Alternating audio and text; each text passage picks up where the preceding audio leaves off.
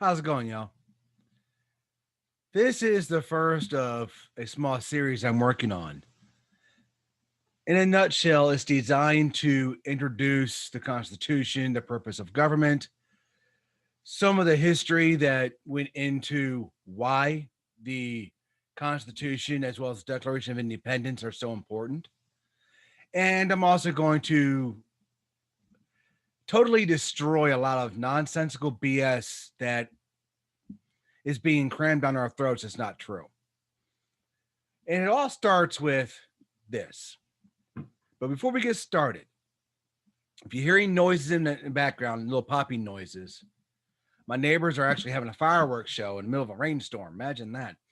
But my dogs will probably go crazy because of the noise, and I apologize in advance.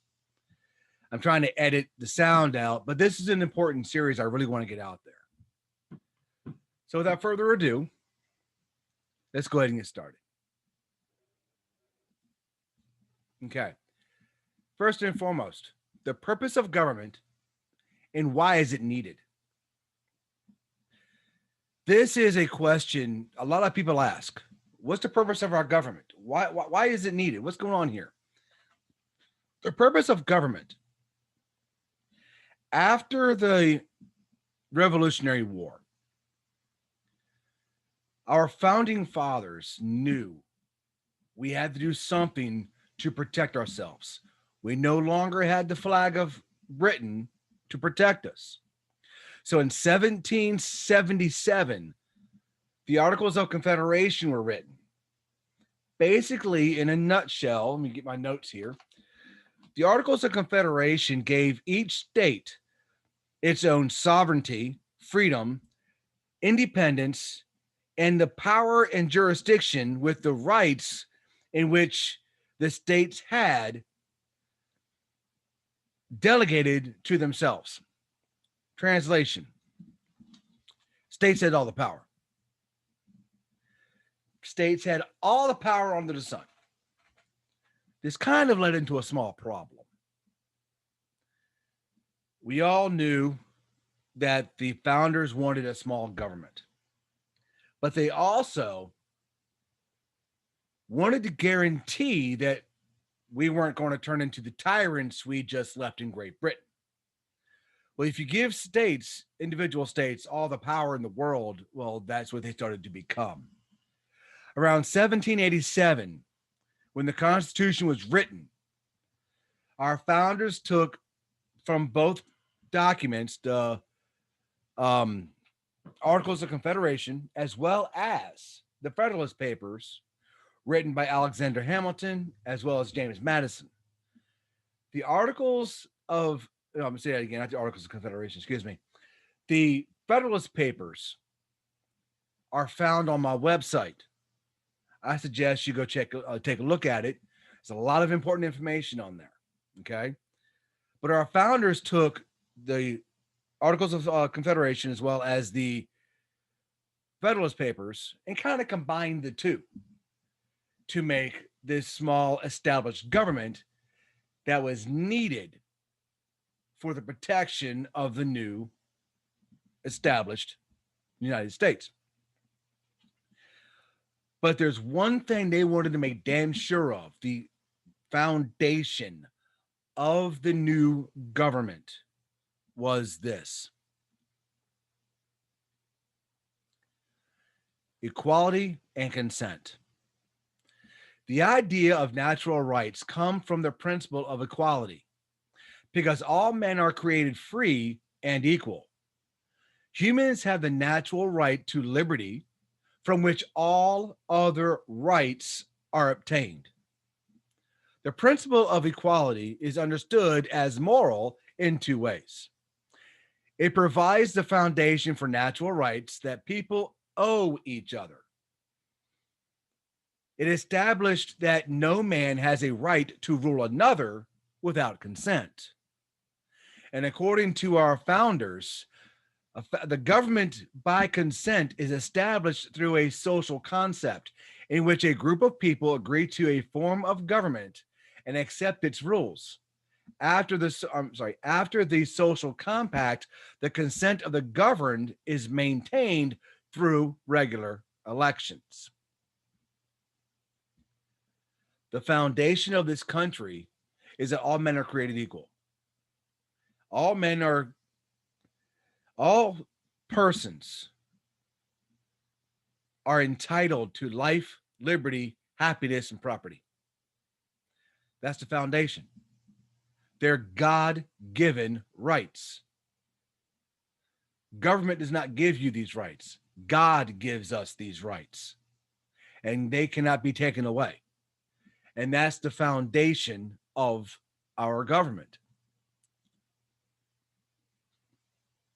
The purpose of the government is to secure our natural rights, is to protect our natural rights given to us by God.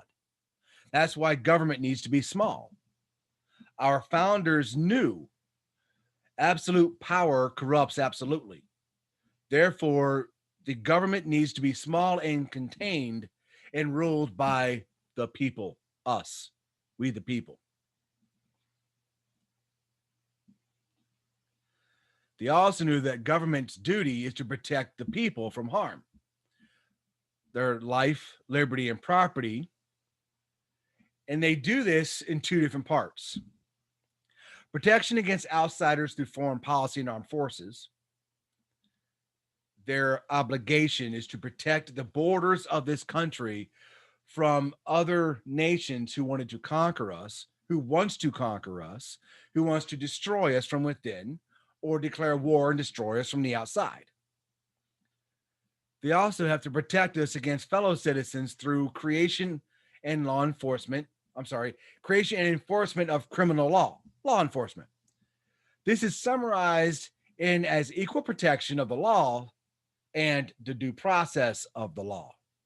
Let me explain this to you for a second. The federal government has an obligation per the Constitution to protect the citizens and the borders. We don't need, like China, for example, Iran, Pakistan, or any of our enemies to come through, let's say, Canada or Mexico into an open border of the United States, declare war, and actually cause issues and murder innocent citizens and try to conquer us. The government has to prevent that. That's an obligation of government. They also have to protect our lives and liberty and property from other citizens who wants to deprive others of their life, liberty, and property, criminals. So the federal government is also established to protect from criminals. This is why we have law enforcement. Law enforcement are ran by the local governments, local cities, and the states. It is there to help protect the people in which the government is supposed to serve. So when you hear Joe Biden or leftists talk about defunding the police, they're not talking about established, secured government. They're talking about an oligarchy, which we'll get into at another day. But this is the reason why government has been established in the United States and why our constitutional republic was so important. But let's continue.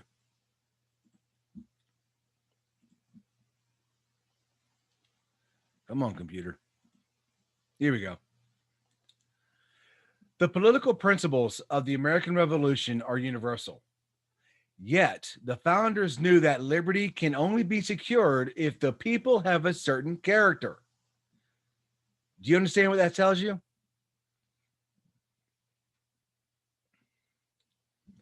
Let me see if I can find the right words. The Constitution only works if you obey the law and if you follow the law and if you follow the foundation in which this country was founded. That's how it's going to work. Any of that gets shaken, any of that gets put to a side, none of it works. It will fall apart. And we know this because even our founding fathers took lessons from history. My notes.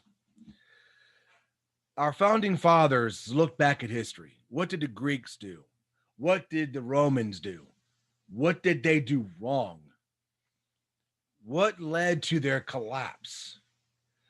How can we take these lessons and make sure we apply them to us so we don't fail? That's pretty much where our founding fathers established 3 forms of government.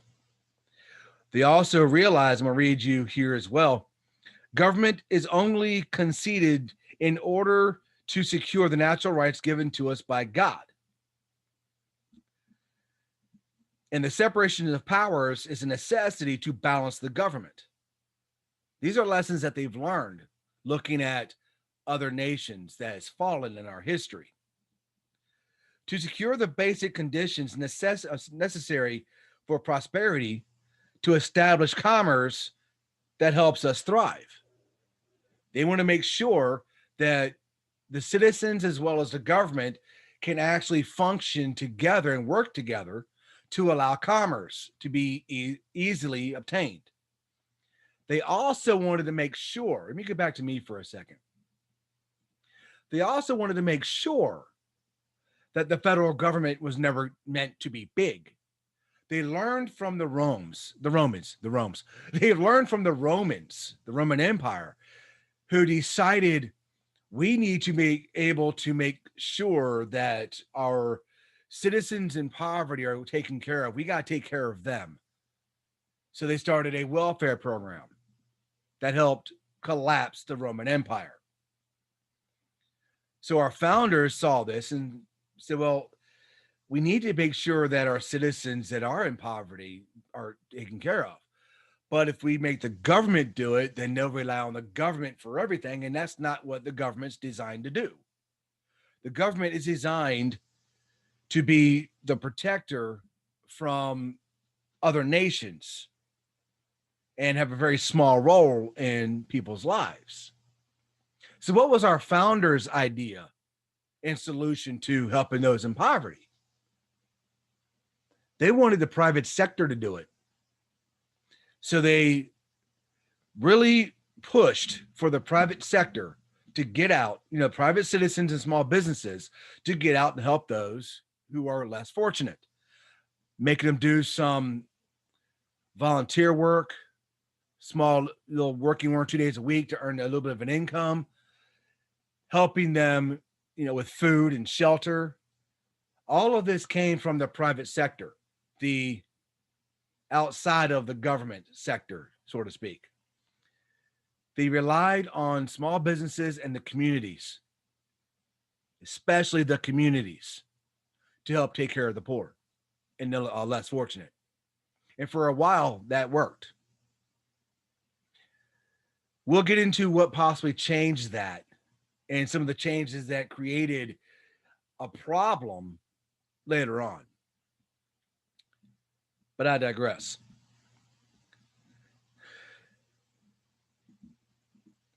The protection of life, liberty, and property from an imminent threat.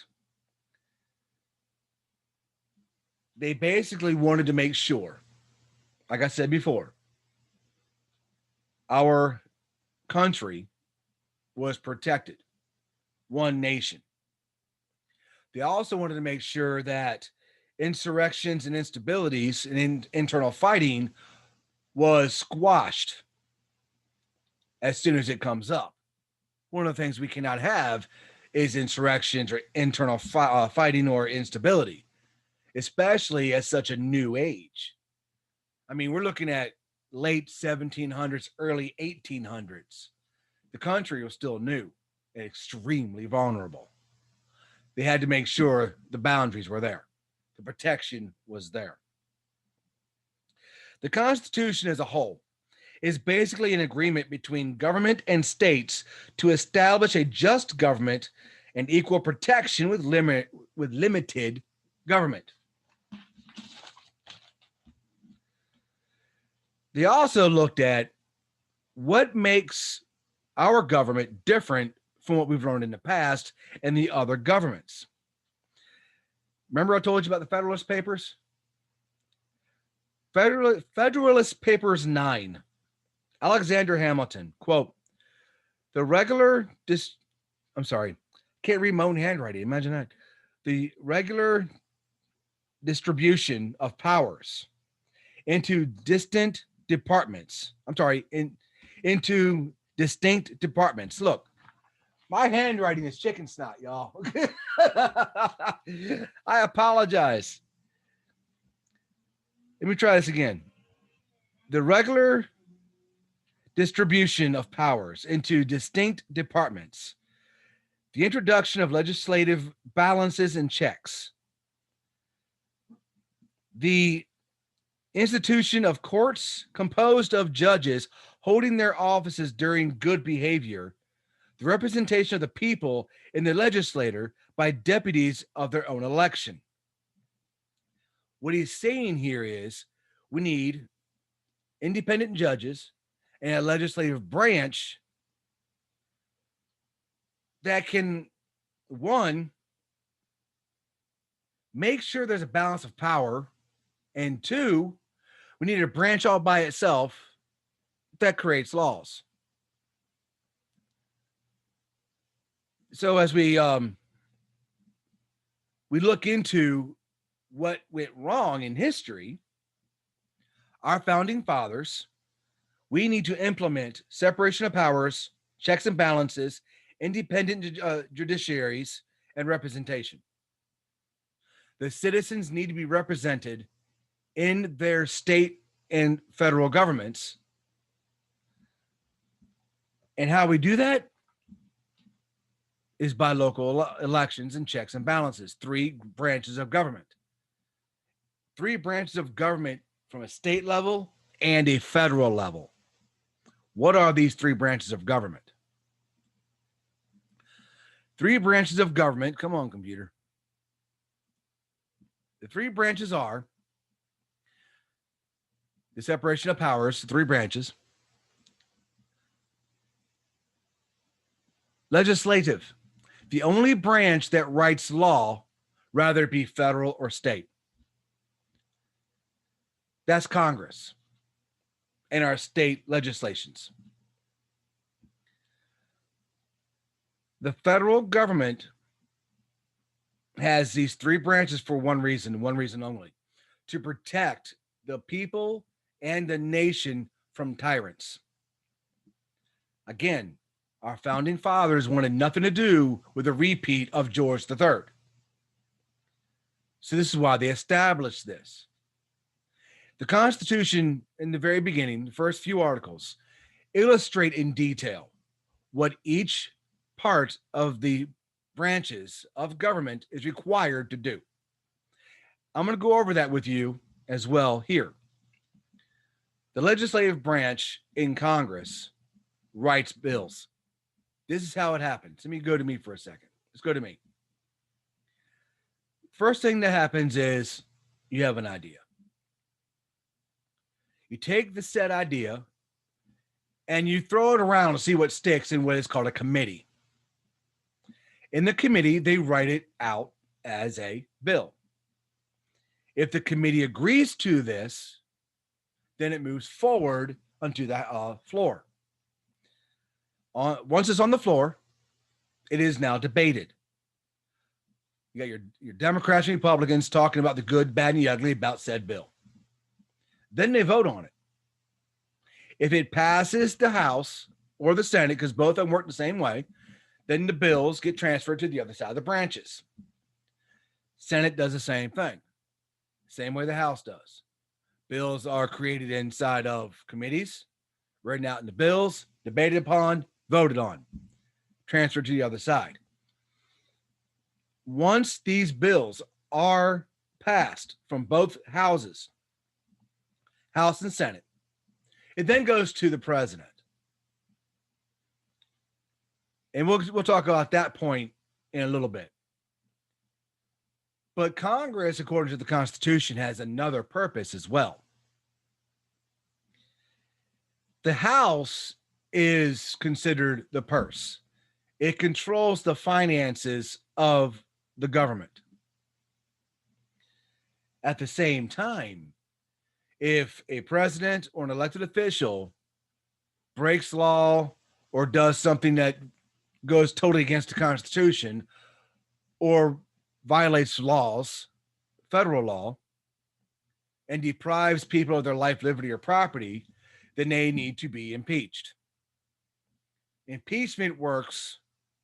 The Constitution points out in detail how the impeachment process takes place.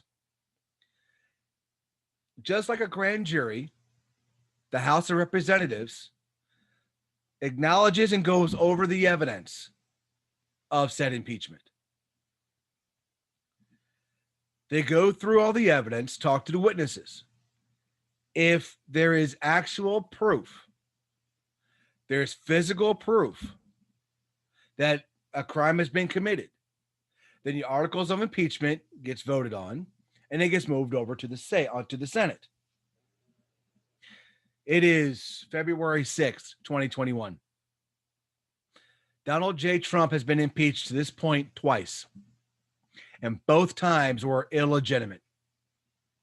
The first time Trump was impeached was over a phone call exposing the lies, deceit, manipulation that our members of Congress and those in government has been doing for the past few decades. Trump acknowledged in a phone call to Ukraine, exposing the corruption of our said government.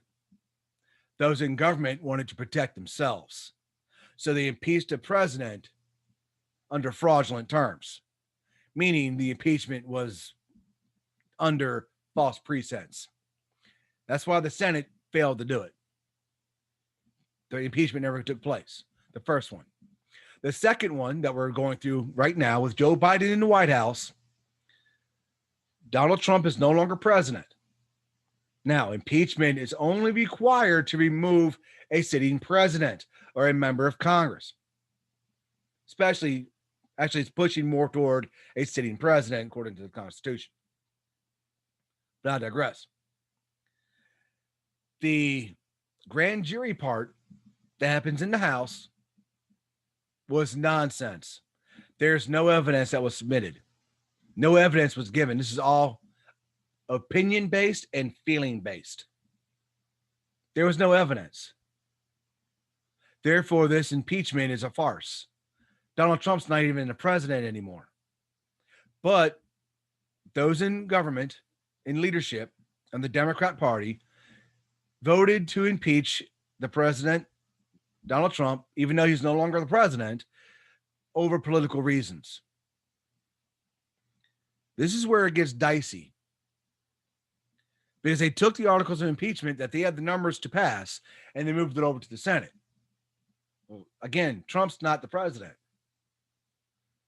And in order for an impeachment hearing to be legitimate,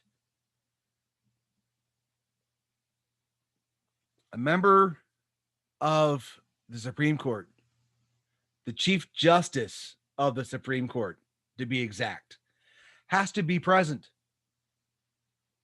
Chief Justice right now is John Roberts as of February 6, 2021. John Roberts has already made it very clear, I'm not going to this thing. Trump's not the president. I'm not wasting my time. This is unconstitutional. Yet Senate leaders on both sides are, well, we need to do it anyway. They need a 60% or 60-man vote in favor to impeach a president.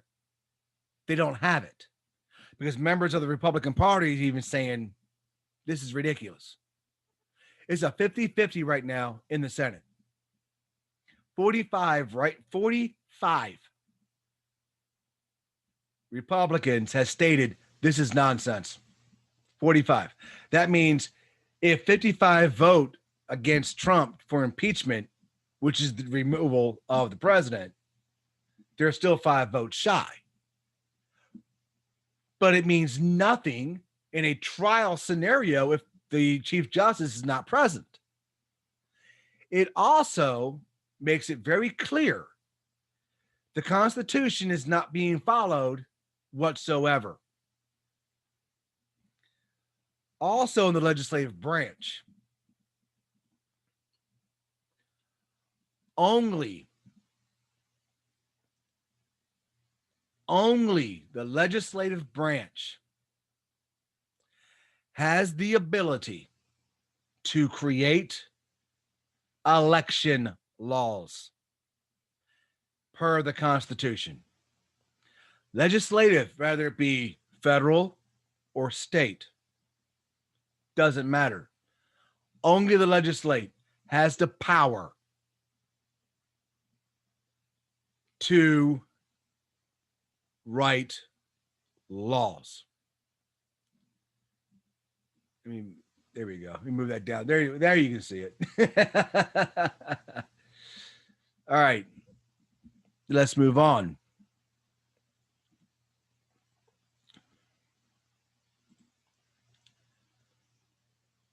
Executive. The only branch that enforces the laws. Remember what I told you before? If Congress writes law, or writes the bills, they send it to the president to be signed, or sends it to the governor. And I noticed that governor spelled wrong. I apologize. But I digress. The governor has two options. The president or the governor has two options at this point. They can either A, sign the bill into law, basically saying, I will enforce this law, or they can veto the law, the bill, and say, I'm not going to enforce this.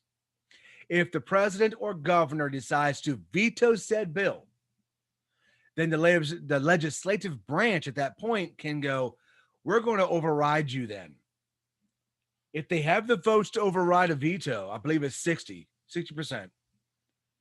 to override that veto, then at that point, the legislative branch can go back to the president or the governor and say, oh, yes, you will. You're going to enforce this law. Let me give you an example. 2019, 2020, here in North Carolina, our governor vetoed 3-4 bills. One of those bills just happens to be voter ID. The voter ID bill was created because the people of North Carolina voted for, we want this law. So our legislative branch talked about it in the committees, put it into a bill, debated it on the floor, voted on it in the House and in the Senate. Both chambers agreed. Let's pass it. Let's go on. They put it on Cooper's desk. Cooper looked at it and said, nope, I ain't signing this, and vetoed it. The legislative branch went, okay, we're going to overturn this. They had the power to do it. They had the numbers to do it. They overrode that veto. It was the first time, and I believe in our state's history, that a governor that vetoed 3 different bills got 3 different bills overturned. First time, I believe. I could be wrong on that. But this is a very important aspect in this scenario, because I'll get back to that in 1 second. The judiciary branch is designed to be an independent, completely different and away from the other two. It's supposed to be the weakest of the 3. Okay. Let me move this here picture for a minute. So, oh, what happened? Oh, rats. 1 second. I apologize. My presentation went away. Give me 1 minor second. I kind of boo-booed here. Let's go back to me for a minute here. I did something stupid. All right. let's go over here. Actually, I want to take this and I apologize for about this. This is my fault.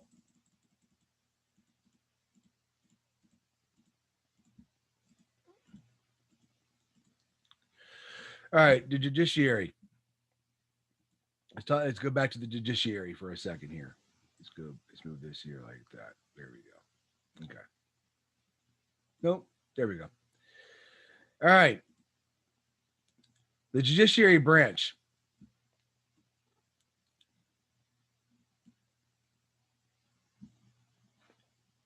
It's also designed to be faithful to the Constitution, not to the will or the opinions of those who sit on the bench or what they believe.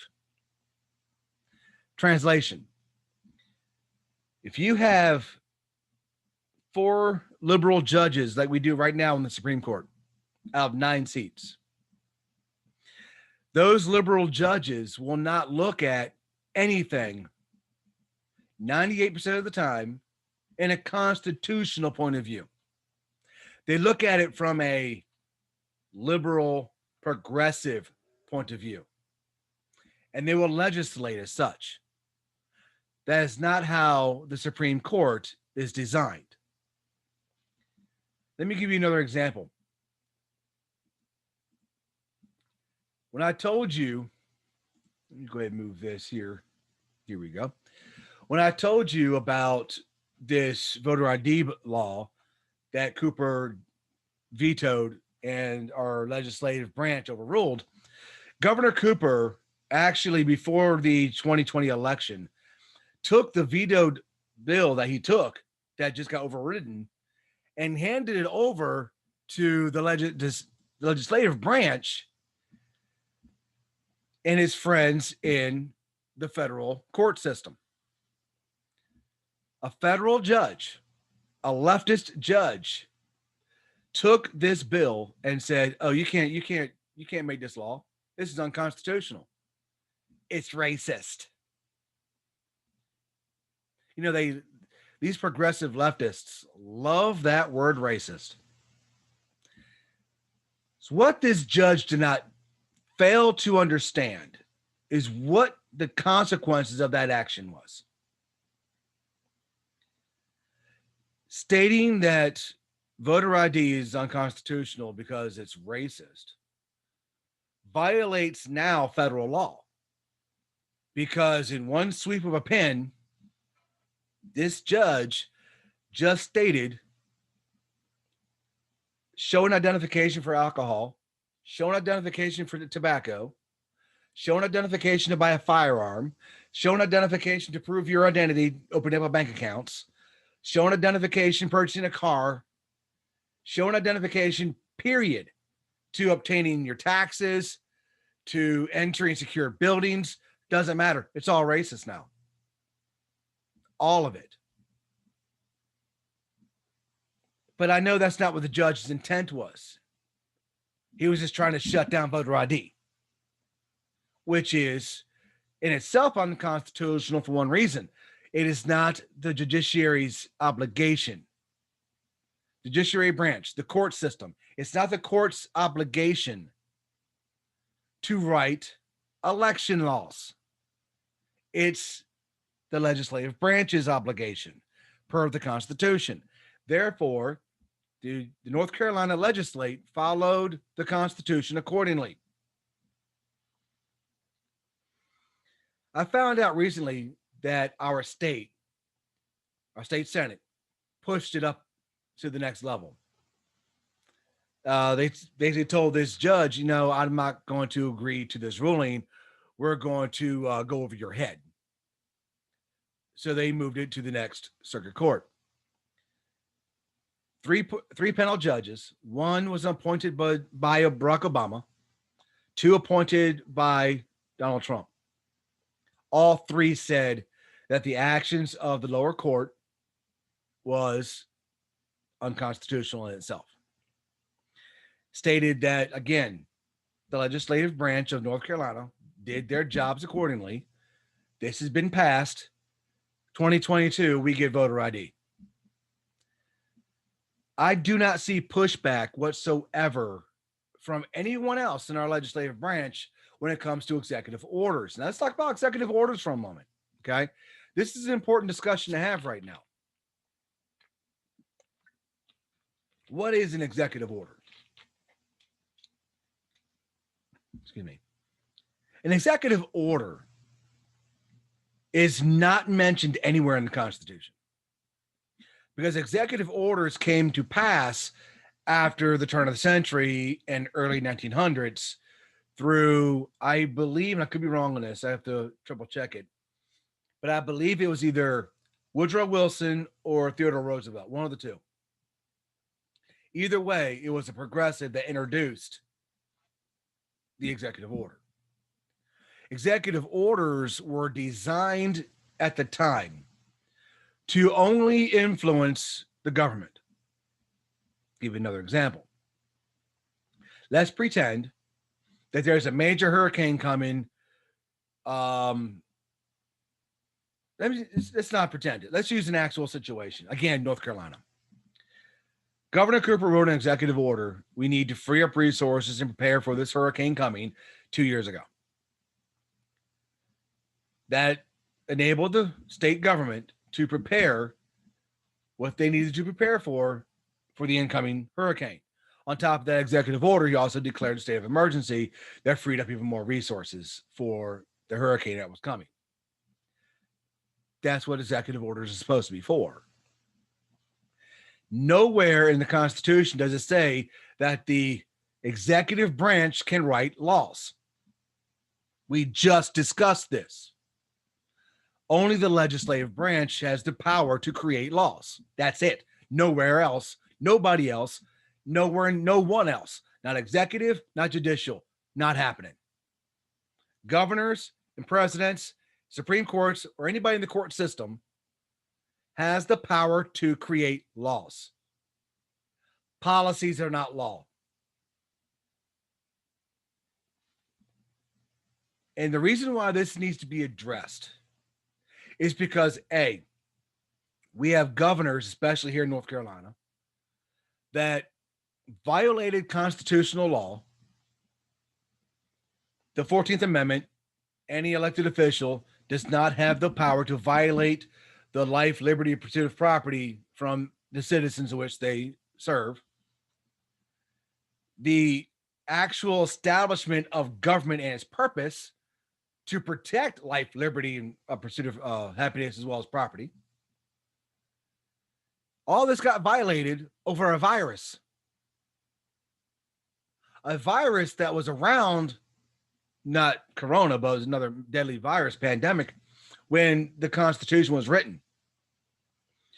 In 1918, during the Spanish flu, none of this shutdowns took place then either. The federal government took it upon themselves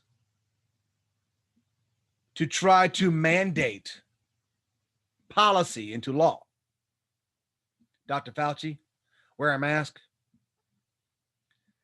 Governors, especially Democrat governors, Governor Cooper here in North Carolina, Newsom over in California, Andrew Dumbo up in New York, giving it, just name a few. They wrote executive orders to create the laws shutting down businesses for 2 weeks to flatten the curve. That we're still flattening the curve, apparently, right? How is this possible?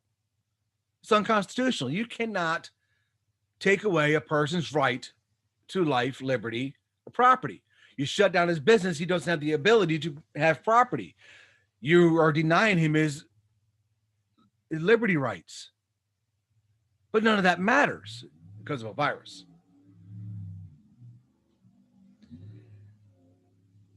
Nowhere in the Constitution does it say all this is null and void if there's a virus. Doesn't exist.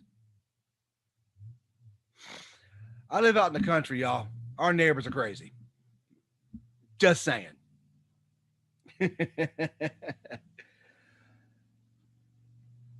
But I digress. We have a governor right now that has an executive order he's been pushing on That makes no sense at all. You're required to be in your house by 10 o'clock. Per the executive order. If you're not in your house by 10 o'clock, okay, then you're in violation of the executive order. Same executive order.